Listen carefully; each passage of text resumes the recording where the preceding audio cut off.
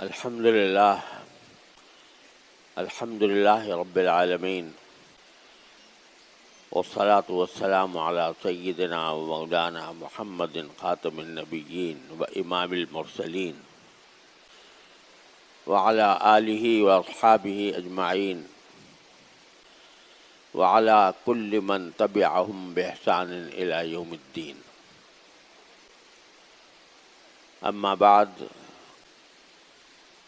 محترم بزرگوں اور دوستو، السلام علیکم ورحمۃ اللہ وبرکاتہ۔ اللہ تبارک و تعالیٰ کا بے پایاں فضل و کرم ہے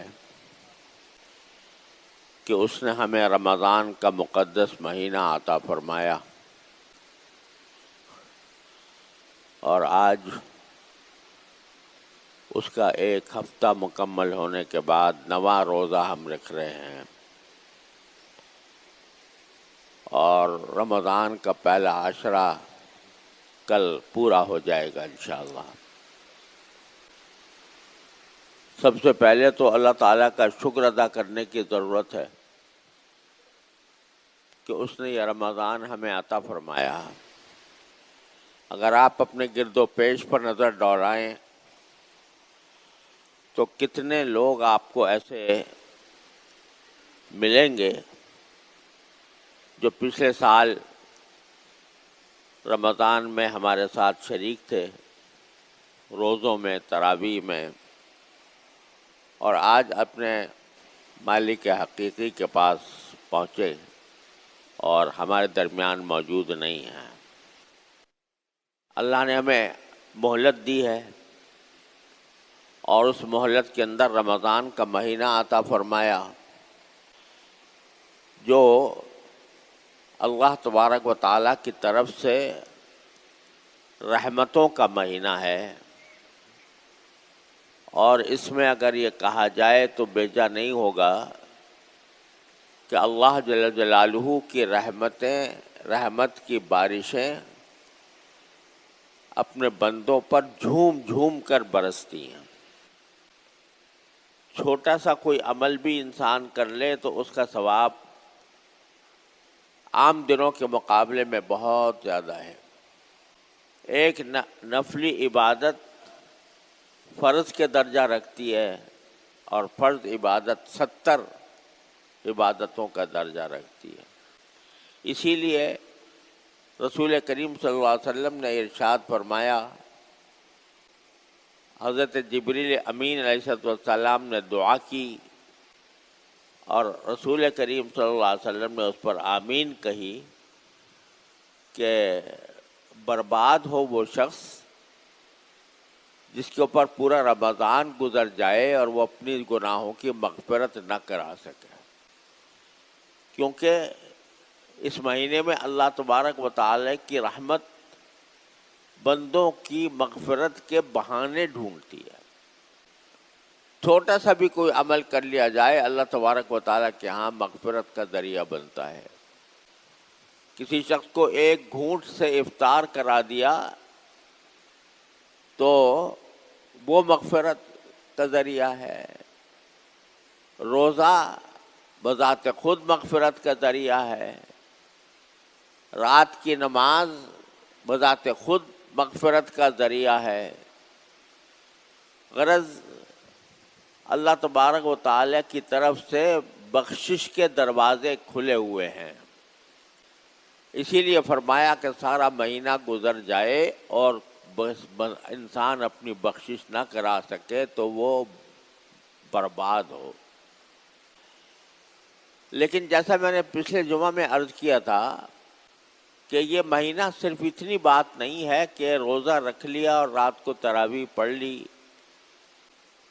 بلکہ یہ رمضان کا مہینہ یہ چاہتا ہے کہ اس میں بندے کا تعلق اپنے پروردگار سے زیادہ مضبوط ہو۔ لہذا جو فرائض ہیں، واجبات ہیں، سنتیں ہیں، وہ تو اپنی جگہ ہیں، لیکن اس میں کوشش اس بات کی ہونی چاہیے کہ اللہ تعالیٰ کے ساتھ تعلق مضبوط کرنے کے لیے نوافل اور نفلی عبادتوں کا خصوصی اہتمام کیا جائے. اور اسی کو شہر الصبر بھی کہا گیا ہے حدیث میں کہ صبر کا مہینہ ہے. لہذا ہر انسان کو اپنے جذبات پر قابو پانے کا اہتمام کرنا اور اس کی مشق کرنا ضروری ہے. جب یہ شہر الصبر بنے گا کہ انسان اپنی خواہشات پر قابو پائے، اپنے جذبات پر قابو پائے. غصہ بھی آئے تو غصے کو کنٹرول کرے. یہاں تک فرمایا گیا کہ اگر کوئی شخص تم سے لڑائی کرے تو تم اس کے جواب میں یہ کہہ دو کہ بھائی میرا تو روزہ ہے. لڑائی کرنے کے وقت میں اس سے یہ کہہ دو کہ میرا روزہ ہے، یعنی میں تمہاری لڑائی کا جواب دینا نہیں چاہتا. اور اسی طرح اس کو مواسات کا مہینہ قرار دیا گیا، یعنی باہمی ہمدردی کا، ایک دوسرے کے ساتھ ہمدردی کا مظاہرہ کرنے کے لیے یہ مہینہ خاص رسول کریم صلی اللہ علیہ وسلم نے اس کو فرمایا شہر الصبر و شہر المواسات، یعنی ایک دوسرے کے ساتھ ہمدردی. یوں تو ہر حال میں ایک مسلمان کا شیوا ہونا چاہیے، لیکن رمضان کے اندر خصوصی طور پر انسان کو دوسرے کے ساتھ ہمدردی کا برتاؤ کرنا چاہیے. ہمیں افسوس ہوتا ہے یہ بات دیکھ کر کہ بازار اگر چلے جاؤ تو بازار میں چیزیں فروخت کرنے والے رمضان سے فائدہ اٹھا کر اس کی قیمتیں کہیں سے کہیں پہنچا دیتے ہیں. ہونا تو یہ چاہیے تھا کہ رمضان کے مہینے میں عام لوگوں کو سہولت فراہم کرنے کے لیے اشیاء سستی ہوتی. اپنے مسلمان بھائیوں کو سحری اور افطار کے لیے چیزیں مناسب اور سستے قیمت پر فراہم کی جاتی، لیکن عام طور سے دیکھنے میں آتا ہے کہ جو ہی رمضان آیا اور ضرورت کی چیزوں کے دام کہیں سے کہیں پہنچ گئے. اللہ کے بندو، یہ مہینہ کمائی یعنی پیسوں کی کمائی کا مہینہ نہیں ہے، یہ نیکیوں کی کمائی کا مہینہ ہے. پیسے تو 11 مہینے کماتے ہی رہتے ہو اور اس میں تمہیں جائز ناجائز کی بھی بعض اوقات پرواہ نہیں ہوتی، لیکن یہ مہینہ تو اس کام کے لیے تھا کہ اپنے مسلمان بھائیوں کو ہمدردی کے ساتھ ان کو مناسب بلکہ سستی قیمت پر چیزیں فراہم کی جاتی تاکہ ایک اس مسلمان برادری کا ایک امتیاز ظاہر ہوتا ہے. بڑا افسوس ہوتا ہے کہ لوگ اس میں دوسروں کو لوٹنے کھسوٹنے کی چکر میں رہتے ہیں. حضور فرماتے ہیں شہر المواسات ہے، باہمی ہمدردی کا مہینہ ہے. اگر کوئی لڑائی پر بھی آمادہ ہو تو کہہ دو میرا روزہ ہے، میں اس میں یہ تم سے لڑائی کرنے والا نہیں ہوں. اور اس کے لیے رسول کریم صلی اللہ علیہ وسلم نے لفظ یہ استعمال کیا کہ ان جہل علیکم جاہل او کما قال صلی اللہ علیہ وسلم. کوئی شخص تم سے جہالت کا معاملہ کرے، جہالت کا لفظ عربی زبان میں لڑائی کے معنی بھی آتا ہے. یہ جو اہل عرب تھے نا، یہ لڑائی کا ان کو بڑا شوق تھا اور اس لڑائی کو یہ بھی جانتے تھے کہ لڑائی جو ہے کوئی اچھی چیز نہیں ہوتی. لیکن اس کے لیے انہوں نے لفظ استعمال کرتے تھے جہالت کا، لڑائی کو جہالت کہتے تھے۔ تو ایک شاعر جو ہے وہ یہ اپنے دشمن کو خطاب کر کے کہتا ہے الا لا یجہلن احد علینا فنجہل فوق جہل الجاہلین، کوئی ہمارے مقابلے میں جہالت نہ دکھائے، یعنی کوئی ہمارے مقابلے میں جہالت نہ دکھائے، یعنی ہمارے سے لڑائی نہ کرے۔ فنجہل فوق جہل الجاہلین، اگر وہ کوئی ہمارے ساتھ جہالت کا معاملہ کرے گا تو ہم جاہلوں سے بڑھ کر جاہل بن کر دکھائیں گے ان کو، یعنی ہم اتنا ان کا جواب دیں گے کہ وہ بھول جائیں گے۔ قرآن کہتا ہے کہ اگر کوئی شخص یہ کہے تو کہہ دو بھائی میرا روزہ ہے، میں اس وقت لڑائی کے موڈ میں نہیں ہوں۔ یہ انفرادی سطح پر اللہ نبی کریم صلی اللہ علیہ وسلم نے سکھایا رمضان کے اندر کہ کوئی کسی سے لڑائی نہ کرے۔ بعض لوگ ایسے ہوتے ہیں جن کو روزے کے اندر غصہ ہی زیادہ آتا ہے، روزہ کیا رکھ لیا، اللہ میاں پر احسان کر دیا، یہ ساری مخلوق پر احسان کر دیا، تو بات بات پر غصے ہو رہے ہیں۔ تو یہ کوئی روزے کی عظمت اور اس کی محبت سے کے خلاف ہے انسان کے اس میں عام دنوں سے زیادہ اپنے غصے کا مظاہرہ کرے۔ ارے یہ تو صبر کا مہینہ، لہذا غصے کو دباؤ۔ کوئی دوسرا لڑنا بھی چاہتا ہے تو کہہ دو کہ میں تو روزے سے ہوں۔ یہ سب احکام ہے، یہ زمانہ ہمیں تربیت دینے کے لیے گزارا جا رہا ہے، اللہ تبارک و تعالیٰ کی طرف سے تربیت ہماری کرنے کے لیے، ہمارے اخلاق درست کرنے کے لیے، اللہ تعالیٰ کے ساتھ تعلق مضبوط کرنے کے لیے، باہمی جھگڑوں کو ختم کرنے کے لیے یہ مہینہ اللہ تعالیٰ نے عطا فرمایا۔ تو اس میں ایک گزارش تو یہ ہے کہ چونکہ یہ مہینہ صبر اور مواسات کا مہینہ ہے، اللہ تعالیٰ کے ساتھ تعلق قائم کرنے کا مہینہ ہے، تو عام دنوں سے کچھ زیادہ اس میں اللہ تعالیٰ کی طرف رجوع کرنے کا اہتمام کرنا چاہیے، نفلی عبادتوں کے ذریعے بھی اور صدقہ خیرات کے ذریعے بھی۔ اس زمانے میں 1 روپیہ اگر آپ صدقہ کرو گے تو اس کا ثواب 70 روپے کے برابر ہے۔ 1000 روپے کسی کو صدقہ کرو گے تو 70,000 کے برابر ہے۔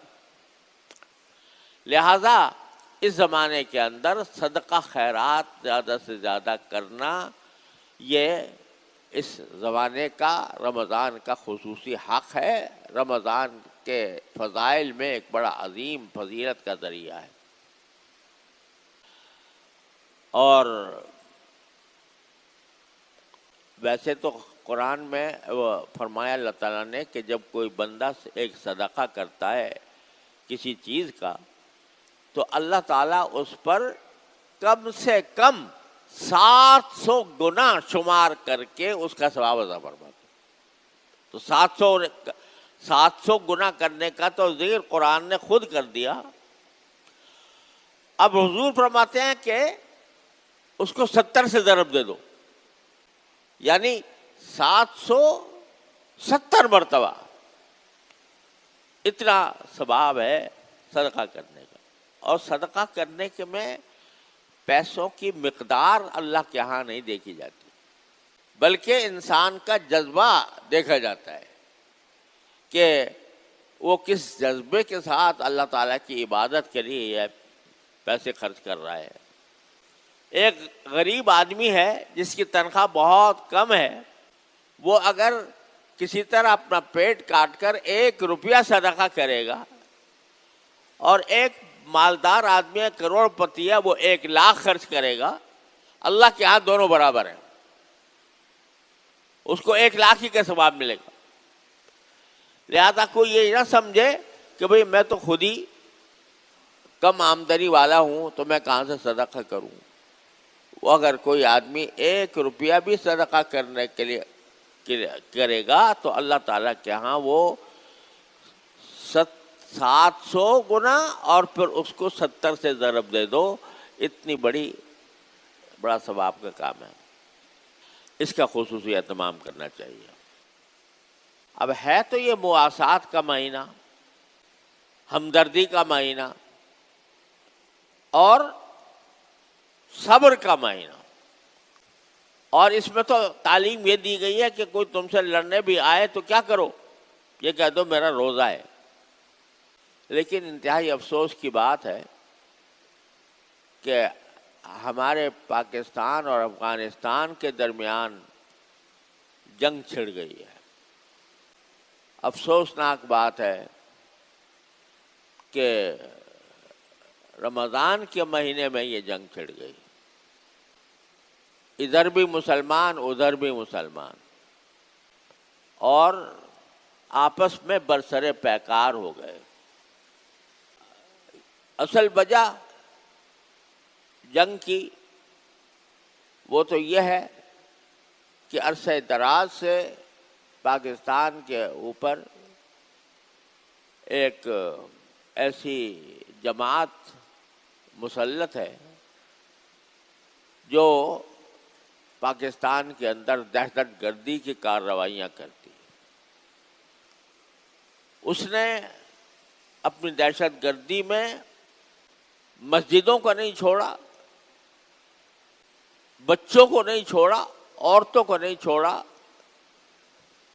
علماء کو نہیں چھوڑا، اور بلا امتیاز مسجد کے نمازیوں پر خودکش حملے،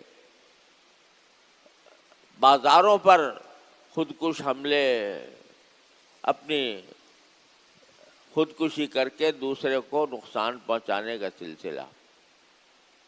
اور جو جماعت یہ کام کر رہی ہے وہ نام لیتی ہے طالبان کا، تحریک طالبان پاکستان۔ ہم بار بار اس بات کو واضح طور سے اعلان کر چکے ہیں کہ یہ تحریک جو ہے یہ کسی طرح بھی ان کے لیے جائز نہیں ہے، حرام ہے ان کے لیے کہ مسلمانوں کے اوپر حملہ آور ہو، اور یہ سلسلہ سال سال سے چل رہا ہے۔ افسوس ہے کہ ہم نے بار بار افغان طالبان جو حقیقی معنی میں طالبان ہیں، یہ تو انہوں نے نقلی طالبان ہیں، یہ اصلی طالبان جو ہیں ان سے بار بار ہم نے درخواست کی، آج نہیں بلکہ اس وقت بھی جب امریکہ کے ساتھ جنگ جاری تھی، اس وقت بھی یہ لوگ پاکستان کے اندر دہشت گردی کی کارروائیاں کرتے تھے اور اس کو جہاد کا نام دے دیتے، بغاوت کو جہاد کا نام دیا ہوا تھا۔ اس وقت بھی ہم نے کھل کر یہ بات کہی کہ یہ ناجائز اور حرام کام کر رہے ہیں، لیکن اور اس وقت ہم نے افغانستان کے طالبان سے، چونکہ ہمارے بہت اچھے قریب بھی روابط تھے، ہم نے ان کی حتی الامکان اپنے بس میں جتنا تھا امریکہ کے خلاف ان کی مدد کی اور ان کے ساتھ کھڑے ہوئے۔ اس وقت بھی ہم ان سے جب درخواست کرتے تھے کہ آپ یہ ایک مرتبہ یہ جو آپ کے بناوٹی طالبان ہے، تحریک طالبان پاکستان کے نام سے، آپ سے ان کا کوئی تعلق ہے یا نہیں ہے؟ تو وہ کہتے تھے کہ نہیں، ہمارا ان سے کوئی تعلق نہیں۔ تو ہم کہتے تھے ایک مرتبہ کم از کم آپ ان سے برات کا اظہار کر دیں، کیونکہ آپ کا نام استعمال کرتے ہیں۔ لیکن بار بار کہنے کے باوجود اور بار بار اس کا اقرار کرنے کے باوجود وہ انہوں نے اس زمانے میں ان سے برات کا اظہار نہیں کیا۔ یہ رویہ ان کا افسوسناک ہے جو چلا آ رہا ہے، اور اسی رویے کی بنیاد پر اب یہ تحریک طالبان پاکستان کرنے والے ٹی ٹی پی جس کو کہا جاتا ہے، یہ اپنا امیر المومنین انہی کو کہتی ہے، اور انہی کا نام استعمال کرتی ہے اور پھر انہی کی زمین سے ہمارے اوپر آ کر حملہ آور ہوتی ہے. یہ سلسلہ عرصہ دراز سے چلا آ رہا ہے.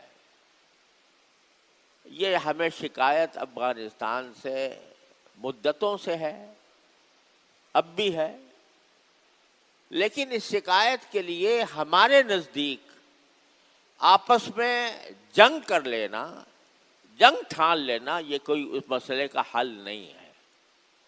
اس سے نہ پاکستان کا فائدہ نہ اس سے افغانستان کا فائدہ. اس سے صرف دشمنان اسلام کو فائدہ ہوگا.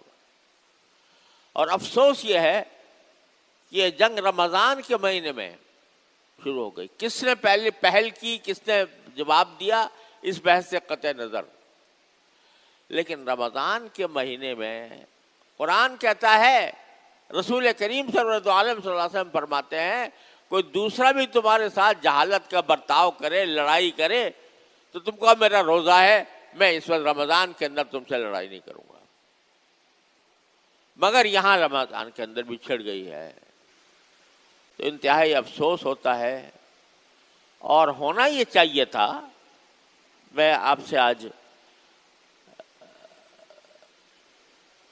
حقیقت بھی عرض کر دوں کہ یہ جو فسادی گروہ ہیں، چاہے وہ ٹی ٹی پی کے نام سے ہوں، چاہے وہ داعش کے نام سے ہوں یا کسی اور نام سے ہوں، یہ ایسے گروہ ہیں کہ جن کے بارے میں سوائے اس کے کچھ نہیں کہا جا سکتا کہ یہ پاکستان جیسے ملک کو کمزور کرنے کے لیے کھڑے ہوئے ہیں. اگر یہ کہوں تو کچھ مبالغہ نہیں ہوگا کہ کھڑے کیے گئے ہیں.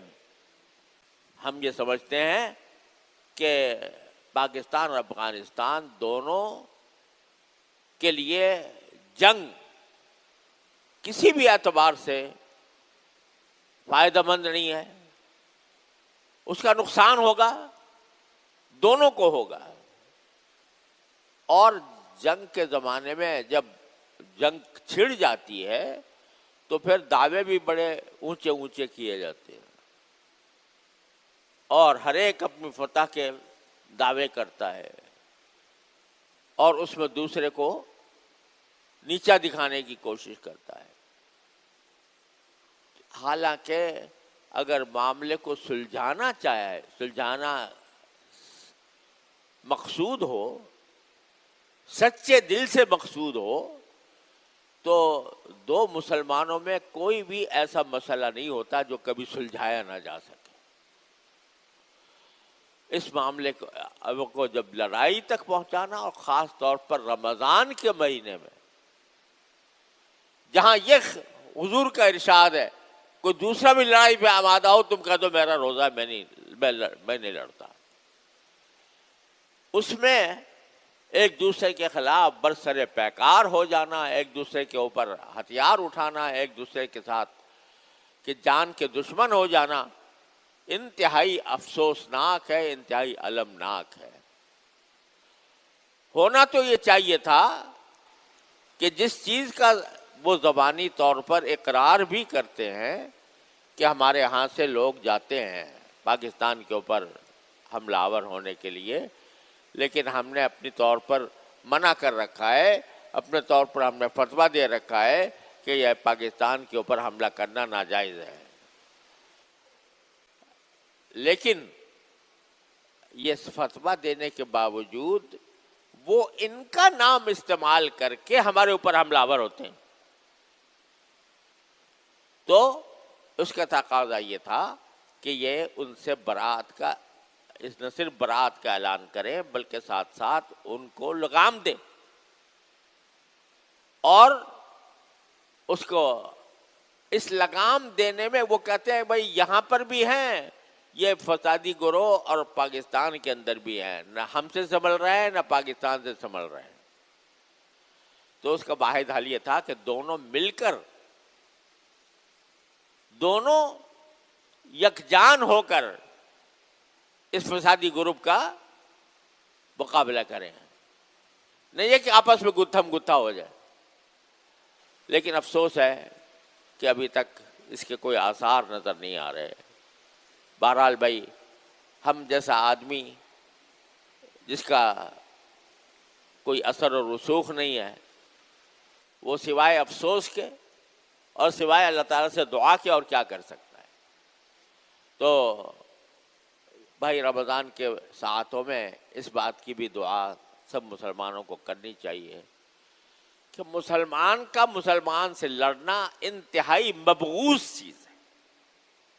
رسول کریم سرورت عالم صلی اللہ علیہ وسلم نے بڑی سخت وعید فرمائی ہے کہ جب دو مسلمان تلوار اٹھا کر ایک دوسرے کے خلاف کھڑے ہو جائیں تو قاتل بھی جہنم میں اور مقتول بھی جہنم میں. یہ فرمایا رسول کریم صلی اللہ علیہ وسلم. صحابہ کرام نے پوچھا کہ یا رسول اللہ، قاتل کا تو جہنم میں آنا سمجھ میں آتا ہے، مقتول کیوں جہنم میں؟ کہ مقتول اسے جہنم میں کہ وہ یہ ارادہ لے کر نکلا تھا کہ میں اس کو قتل کروں گا، مسلمان کو. وہ داؤ نہیں چلا اس کا، ورنہ اس نے اپنی طرف سے کوئی کسر نہیں چھوڑی تھی. لہذا یہ صورتحال انتہائی افسوسناک بھی ہے، شرمناک بھی ہے، اور ہر مسلمان کو چاہیے کہ وہ اللہ کے سے فریاد کرے، یا اللہ اس مصیبت میں ہم گرفتار ہو گئے ہیں، ہمیں اس سے نکال دیجیے. اللہم الف بین قلوبنا واصلح ذات بیننا واہدنا سبل السلام. حضور نے دعا سکھائی، اے اللہ ہمارے دلوں میں الفت پیدا فرما دیجیے اور ہمارے باہمی جھگڑوں میں اصلاح پیدا کر دیجیے اور ہمیں سلامتی کے راستوں کی ہدایت کر دیجیے. یہ رسول کریم سرورت عالم صلی اللہ علیہ وسلم کی دعا ہے. تو اس دعا کا ہر مسلمان اہتمام کرے، اور جس کے بس میں جو کوئی کوشش ہے وہ اپنائے کہ اس فتنے کو کسی طرح ختم کیا جائے.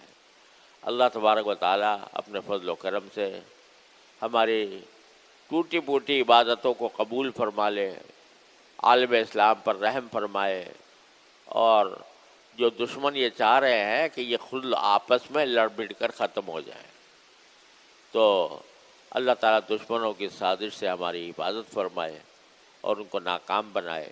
وآخر دعوانا ان الحمدللہ رب العالمین. بسم اللہ الرحمن الرحیم. الحمدللہ رب العالمین والصلاة والسلام علی رسولہ الکریم وعلی آلہ واصحابہ اجمعین. میں نے اپنے جمعہ کے خطاب میں ایک بات ذکر کی تھی کہ مودی اور نتنیاہو کے درمیان جو اسرائیل میں ملاقات ہوئی ہے، اس میں یہ معاہدہ طے پایا ہے کہ وہ اپنے فنڈ افغانستان کو دیں گے جن کو وہ پاکستان کے خلاف استعمال کرے. اس قسم کی بات میں نے کہی تھی. وہ در حقیقت مجھے کسی نے ویڈیو دکھائی تھی جس میں یہ بات ان کی زبان سے ادا ہو رہی تھی. تو مجھے چونکہ سوشل میڈیا کی چیزوں کا بہت زیادہ تجربہ نہیں ہے، لہذا میں نے اس کو حقیقی سمجھا اور اس لحاظ سے میں نے اس کو اپنے بیان میں کہہ دیا. لیکن بعد میں مجھے دوستوں نے توجہ دلائی اور یہ بات ثابت ہوئی کہ وہ ویڈیو جعلی تھی، اور جو اصلی ملاقات کی ویڈیو ہے اس میں اس قسم کی کسی بات کا تذکرہ نہیں ہے. لہذا میں نے پہلی بات تو یہ ہے کہ میں اس حوالہ دینے پر معذرت خواہ ہوں، کیونکہ بعد میں اس کا جعلی ہونا ثابت ہوا. اور دوسری بات یہ ہے کہ میرے وہ جتنا شائع ہوا تھا وہ میرے بیان کا ایک حصہ تھا. اب جب وہ پوری تقریر یا پورا بیان شائع ہونے والا ہے، اس میں سے اس حصے کو نکال دیا جائے گا انشاءاللہ. کیونکہ یہ خلاف واقعہ بات کہہ دی گئی ہے۔ دوسرا مسئلہ یہ ہوا کہ اسی قسم کی ایک ویڈیو میرے پاس آئی تھی جس میں افغانستان کے کسی مشہور ذمہ دار کی طرف سے یہ اس میں بیان تھا کہ اگر ہمیں پاکستان کے خلاف اسرائیل یا ہندوستان سے بھی مدد لینی پڑی تو ہم مدد لیں گے۔ یہ جب میرے پاس یہ ویڈیو کسی نے بھیجی تو میں نے اس کو مناسب سمجھا کہ اس کے بارے میں، کیونکہ پہلے مجھے دھوکہ ہو چکا تھا، تو میں نے کہا کہ اس کو میں کسی سے معلوم کروں کہ یہ حقیقی ہے یا جعلی ہے۔ تو میں نے اپنے خاص دوستوں سے جن کو افغانستان کا خوب اچھے طرح تجربہ ہے یہ میں نے بھیجی، لیکن چونکہ مجھے موبائل کے استعمال کا خاص تجربہ نہیں ہے، لہذا میں نے جو بھیجی وہ اتفاق سے کوئی مجھ سے غلطی ہوئی جس کے نتیجے میں وہ ویڈیو میرے واٹس ایپ کے اسٹیٹس پر لگ گئی۔ تو مجھے اس کا پتہ نہیں چلا کیونکہ مجھے موبائل کے استعمال کا بہت زیادہ تجربہ نہیں ہے، وہ غلطی سے وہاں لگ گئی تھی۔ وہ میں نے اس کی تصدیق کے طور پر نہیں بھیجی، بلکہ میں نے ایک بہت اچھے جاننے والے میرے دوست ہیں ان کے پاس بھیجی تھی کہ یہ میں تصدیق کروں کہ یہ صحیح ہے یا غلط ہے۔ وہ غلطی سے میرے اسٹیٹس پر لگ گئی، اور بعد میں مجھے ان دوست نے بتایا کہ یہ در حقیقت یہ بھی غلط ہے، جعلی ہے، اور وہ کوئی 3 سال پہلے کا کوئی ان کا انٹرویو تھا، اس میں اے آئی کے ذریعے ان کی آواز میں تبدیلی کر کے الفاظ کہلائے گئے ہیں۔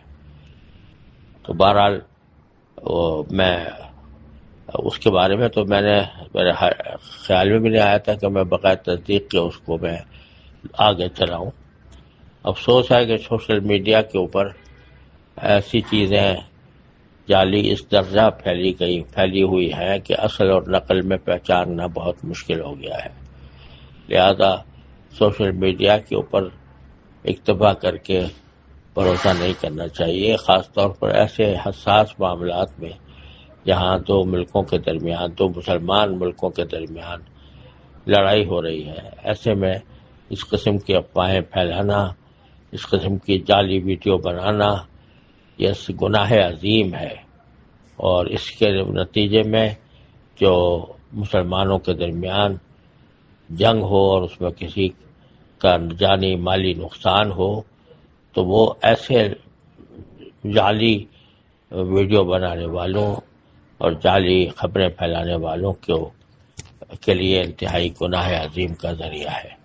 اللہ تعالی ہر مسلمان کو اس سے محفوظ رکھے۔ والسلام علیکم ورحمۃ اللہ وبرکاتہ۔